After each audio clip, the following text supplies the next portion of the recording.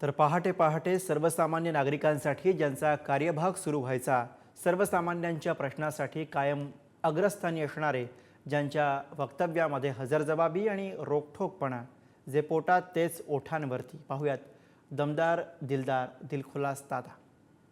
सगळ्यांनी चेष्टा केली आमची. अरे कसली लाडकी बहीण, असे कुठे पैसे कोणी देत असतं का? आम्ही दिले 3000 रुपये. काँग्रेसवाले म्हणतात आम्ही बंद करू. काय तुमच्या बापाच्या घरचं बंद करायला? अरे हा जनतेचा पैसा आहे. मला बाप काढायचा नव्हता, तुमच्या वडिलांच्या घरचं आहे. त्याचा विचार करा काय करायचं आणि काय नाही करायचं. मगाशी बोलत असताना काहींनी सांगितलं किंवा दादा गावकीकडे लक्ष आहे, भावकीकडे पण लक्ष द्या. भावकीकडे लक्ष दिलं म्हणूनच तू आमदार झालास. जरा जयंतराव त्याला विचारा किती मतं पडली. पोस्टल बॅलेटमध्ये आलाय आपण. त्याच्यामुळं माझ्या कुणी मादी लागू नका. तुम्ही तुमचं काम करा. मी तुम्हाला एक अक्षर बोलणार नाही. जयंतराव पाटील आम्ही काही देखणे नाही आहे. त्याला वाळव्याला बोलवायचं, इथं बोलवायचं, आमचीच बिन पाण्यानी करायची. ही देखणा आणि आम्ही काय बिन देखणा आहे. तुला बघतोच ये माझ्याकडे कसं काय येते. परंतु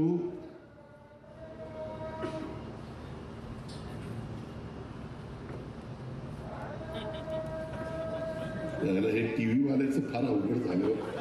मला ती आता चिठ्ठी आली, टीव्हीवर कार्यक्रम लाईव्ह सुरू आहे, पेट्याचा तुरा खोचा.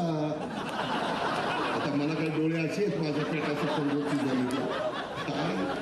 खऱ्याची दुनियाच राहिली नाही. बरं मी बोललो की बघा अजित पवार कसा बोलतो, काय खरं ते बोलतो, काय चुकीचं बोलतो.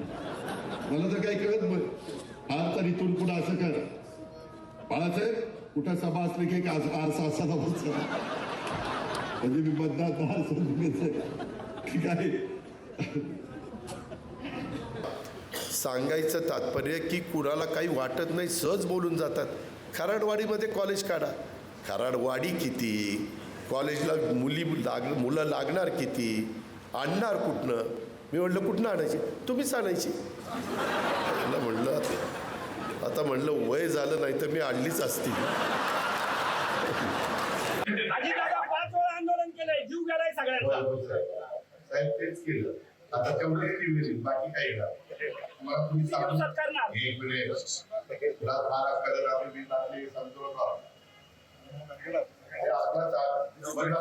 काय झालं म्हणजे एवढं सगळं काल तिथं 4:30ला उठून काम होईल, आज इथं 4:30ला आलो आणि तुलाच कळतंय. आणि आम्ही बिल्डोक आहे, आम्ही पण 8 वेळा जोडून आलो.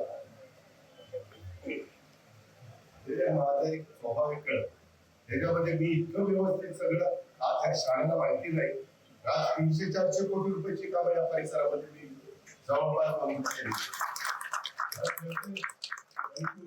काही स्थानिक लोकांच्या पण चूक आहे.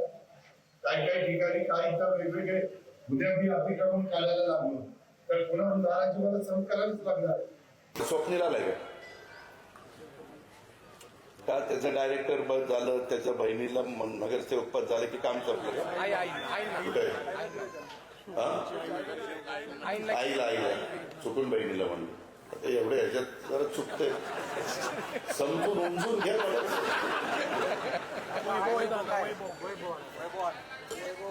पण स्वप्नील कुठे गेला? तिकीट मागताना कसं येतात, तिकीट द्या तिकीट द्या तिकीट द्या. मी मात्र कुणालाही तिकीट दिली तर मी मात्र त्यांची कामं करायची आणि तुम्ही तुमच्या पुरतं बघणार. उद्या सकाळी भेट म्हणा मला तिथं. योगेशला पण भेटायला सांगा, स्वप्नीला पण भेटायला सांगा. हे असलं नाही चालणार. उद्याच्याला गुन्हा कुणावर झाला तर गुन्हा सिद्ध व्हायच्या आधीच तो दोषी असतो का हो? असतो. तुम्हाला माहितीये माझ्यावर 70,000 कोटीचा भ्रष्टाचाराचा आरोप झाला ना. ज्यांनी केलं त्या सगळ्यांच्या बरोबर मी सरकारमध्ये आहे ना.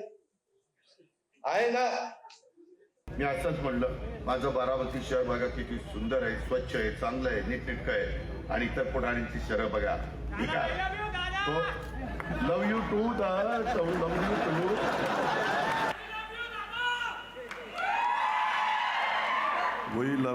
I love you too. मित्रांनो, मंत्रिमंडळातील माझे सहकारी, लाडक्या बहिणींनो, माझ्या मित्राला म्हणलं गैरसमज करून घेऊ नका. एकदा का कोणी माझ्या कार्यकर्त्याला डिवचलं तर माझ्या कार्यकर्त्यांना त्रास दिला तर हा अजित पवार त्याला असा का फलंदाज डाव घालून फिरून फिरून फेकून देईल की पवाराची अवलाद सांगायचं नाही. यांनाच काय डाव माहितीत का? अरे मी तर महाराष्ट्र ऑलिम्पिक असोसिएशनचा 12 वर्ष अध्यक्ष आहे. मला घुटनाचीत कसं करायचं ती माहिती आहे. कसा घुटनाचीत. पिंपरी चिंचवडमधील सर्व नागरिकांना मेट्रो आणि PMPML बसचा प्रवास मी मोफत करून देणार आहे. मोफत. मला आता काहींनी सांगितलं की कॅबिनेटची मान्यता घेतली नाही. अरे ह्याला कॅबिनेटची मान्यता लागत नाही. हे पुणे आणि पिंपरी चिंचवडच्या अखत्यारीतलं काम आहे. त्यांना तो अधिकार आहे. या शहरातील जो भ्रष्टाचार गेले काही वर्ष चाललेला आहे त्या भ्रष्टाचाराचा आका तो आपल्याला संपवायचा आहे. त्या आकाला आपल्याला त्याची जागा दाखवायची. त्या लोकांनी किती खालच्या स्तरावर जावं. अहो मधल्या काळामध्ये इथं कुत्री असतात ना, कुत्री भटकी, त्याची नसबंदी, भटक्या कुत्र्यांची नसबंदीचा कार्यक्रम हातात घेतला आणि त्याच्यात पैसा खाल्ला. यार शाणे, इतक्या खालच्या पातळीवर जातात. नसबंदीत भ्रष्टाचार कुत्र्यांच्या. ती कुत्री काय म्हणत असत. येताना हेलिकॉप्टरमधनं सुरुवातीला नागपूरला बरं वाटलं, परंतु नंतर जे ढगात हेलिकॉप्टर शिरलं, इकडं बघतोय ढग, तिकडं बघतोय ढग, आणि आमचे देवेंद्र फडणवीस निवांत गप्पा मारत बसले. म्हणलं बघा जरा बाहेर काही दिसत नाही, कुठं झाड दिसेना, कुठं काही दिसेना, जमीन दिसेना, आपण ढगात चाललोय, कुठं चाललोय, काय चाललोय. म्हणले काही काळजी करू नका.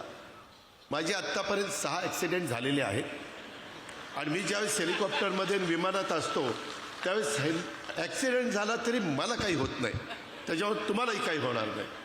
अरे बाबा म्हणलं आता हे काय सांगतोय. एक तर पोटात गोळा आलाय. आज आषाढी एकादशी, सारखं पांडुरंगा पांडुरंगा पांडुरंगा नाव घेत होतं मनात आणि ह्या महाराजांचं आम्हाला उपदेश चाललेले होते. काही काळजी करू नका. आणि खरोखरीच येईपर्यंत इतके निवांत होते. ते म्हणले मला ह्याचा अनुभव आहे. माझे अनेक ॲक्सिडेंट झालेले आहेत, परंतु माझ्या कुठं नखाला देखील धक्का लागला नाही. अशा पद्धतीनं बापदादाच्या पुण्याईमुळं इथपर्यंत महाराज पोचलेले आहेत. त्यांची पुण्याई निश्चितपणे उपयोगी पडलेली आहे. मी असंच आहोत त्या निंबोडीमध्ये असे गाव गोंगडी बैठक होती. कॅमेरा नव्हता, बिवता काही नव्हता आणि सगळंच आपल्या भाषेत बोलायला गेलो. काय आता काय तिथं काय करावं काय धरणार. तिच्या आयला माझं वाटोळं झालं. परत कानाला खडाच लावला. कॅमेरा असो नसो सारखं मेंदूला सांगत असतो नीट बोलायचं, नीट बोलायचं. शब्द कुठला चुकीचा जाऊन द्यायचा नाही, जाऊन द्यायचा नाही, जाऊन द्यायचा नाही. मुद्दा ब्रेकिंग न्यूजला द्यायचा नाही, द्यायचा नाही, द्यायचा नाही. दादा आले की दादांच्या पुढं पण तिथं ते हलगी वाजत असती, सगळे काही फटाके वाजत असतात. माझ्याही पुढं चालायला दादाला दिसावं असं चालतं. दादाची पाठ फिरली आणि आमचे दुसरे आले की त्यांच्या बरोबर. अरे काय चाललंय तुमचं. एकाचं कुकू लावा, माझं तरी लावा, किंवा त्याचं तरी लावा. हे काय लावलं चाटाळपणा. आणि हे झाकून राहत नाही.